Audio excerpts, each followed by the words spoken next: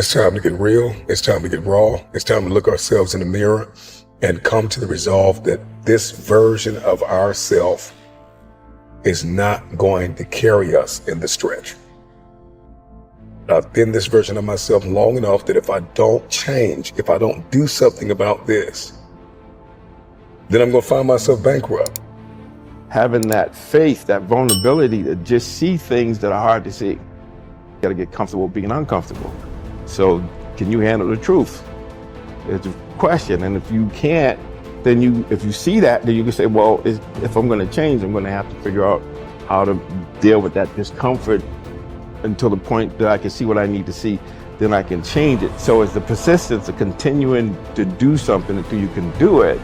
Can't is not an option. It's either I will or I won't. I know I can, but I will or I won't, and that's the thing. And in some cases, you may try your hardest and you just don't win, or you don't pass a test, or you don't succeed. That's part of life.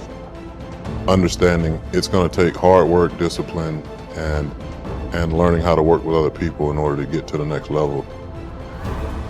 There's not other people that aren't holding you back. Your boss isn't holding you back. Your parents aren't holding you back. Those are excuses. To me, there's no such thing as luck, okay?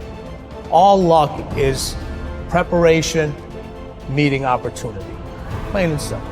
Once I realized that I could get better at anything, it dawned on me that how I spend my time is a spiritual consideration.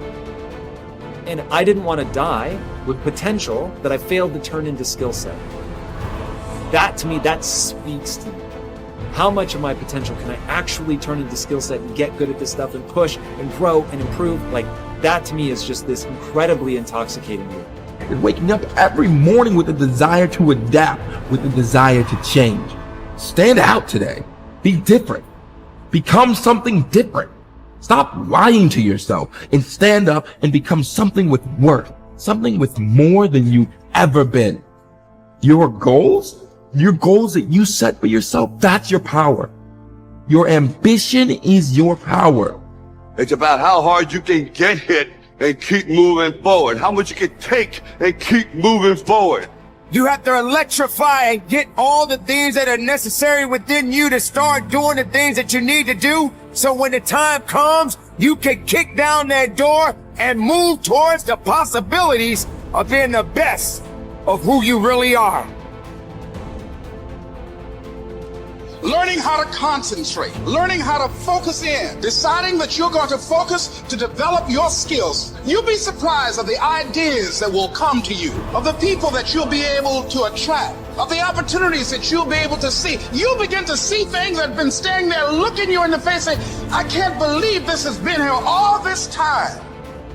There are so many people in the world and you may be watching this right now, and you have these incredible ideas, and what you think is missing is motivation.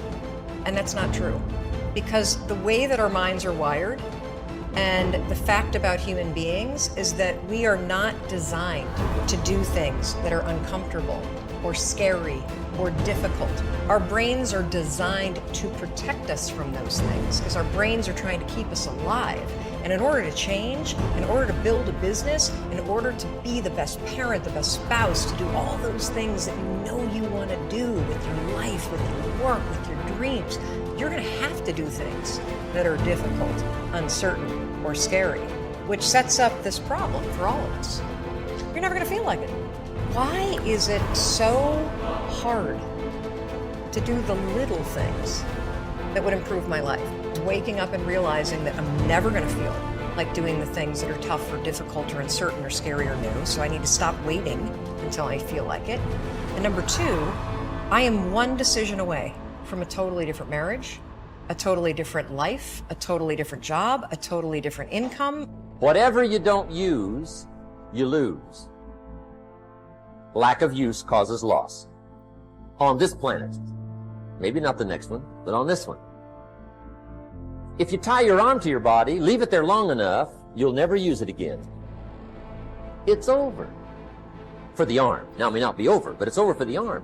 The only way to keep the use of this arm is what? Keep using it. If you quit, you lose. Automatically. They don't bring it up for a vote. You lose automatically when you quit. Now, the same thing that goes for your arm goes for your brain, mentality. The same thing goes for all the human virtues. Ambition, unused, decline. Strong feelings, unused, diminish. It doesn't grow, it diminishes. Faith, unused, decreases. It's a law. Vitality, unused, diminishes. Energy, unused, decreases. The guy says, well, I'm going to save up my energy. You can't do that. That's like trying to save today, put it on the end of the year. See, you can't do that. They'll come take you away. If you don't use today, what? It's lost. The guy says, well, I'll work twice as hard tomorrow to make up for it. See, that's foolish. You could have done that anyway. Today unused is lost. A talent unused is lost. An ability unused is lost. So here's one of the key expressions of the evening.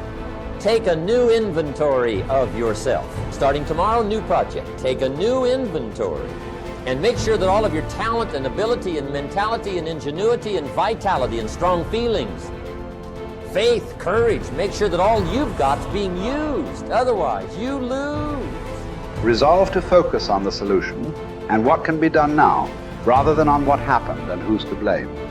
Think in terms of the actions you can take to resolve the situation, rather than what went wrong and who is to blame. To remain optimistic, look for the good in every situation. When you look for something good, you will always find something good.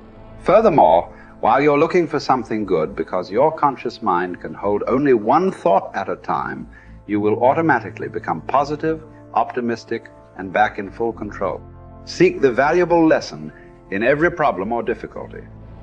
Every setback you face contains one or more lessons that have been sent to you to help you be more successful in the future. The difference between successes and failures is simple. Failures feel sorry for themselves when things go wrong, whereas successful people look for the valuable lesson they can learn that will help them in the future. Normal Vincent Peale used to say, when God wants to send you a gift, he wraps it up in a problem. The bigger the gift that God wants to send you, the bigger the problem he wraps it up in. Instead of concentrating on the problem, look for the gift. Wonderfully enough, you will always find it. What's more, sometimes the gift or valuable lesson can be of far greater value than the cost of the problem itself. Sometimes one lesson that you learn in dealing with a problem can be the key to your long-term success. As Napoleon Hill wrote, within every problem or obstacle lays the seed of an equal or greater opportunity or benefit. Your job is to find it. Continually think of yourself as a strong, powerful, resolute person in the face of adversity. In World War, a British general was described by his superiors. There he stands like an iron peg driven into the frozen ground, immovable. Let this be an accurate description of you whenever you face difficulties or problems of any kind.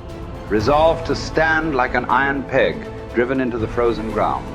When you resolve in advance that you will never give up, your success is virtually guaranteed. In the final analysis, nothing can really stop you but yourself. In life, it doesn't matter how many times you get knocked down. All that matters is how many times you get back up. If you continue to get back up and press onward, you must eventually reach your goal. Each time you exert yourself, discipline to persist in the face of adversity, you also increase your self-esteem and self-confidence. Then, as your self-esteem increases, you feel stronger, more powerful, and more unstoppable. When you feel better and stronger, you become more capable of persisting the next time, and then the time after that. By disciplining yourself to persist in the face of all adversity, you put your life onto an upward spiral of self-esteem, self-discipline, and persistence until you eventually become like a force of nature. I think the best way to prove your value is to work, is to learn, is to absorb, to be a sponge. You always want to outwork your potential. You know, as hard as you believe you can work harder than that. And that's what I tried to do when I first came in the league. But, you know, basketball is such a direct competition sport that me coming in at 17, I hated when, like, my teammates would say, you know, I get hit with an elbow, right? Shaq would hit me with an elbow in practice. I always had that extra chip on my shoulder. So, like, every day in practice for me was really trying to annihilate everybody that I was playing against. I wanted to prove you don't need to babysit me. And so it's always that competitive nature, the work ethic. You curiosity. My philosophy was a very simple one. Rudy was one of my favorite films growing up. After watching that film, I come to understand if I could work that hard, what would my career be? And I made a promise to myself from that day that I was going to work that hard every single day so that when I do retire, I have no regrets. And that was the most important thing for me, is to leave no stone unturned, get better every single day. And if I lived that way, then over time, I'd have something that was beautiful. But that was my philosophy. It seems like a pretty simple one, but if you live your life to just get better every single day, you do that for 20 years, what do you have?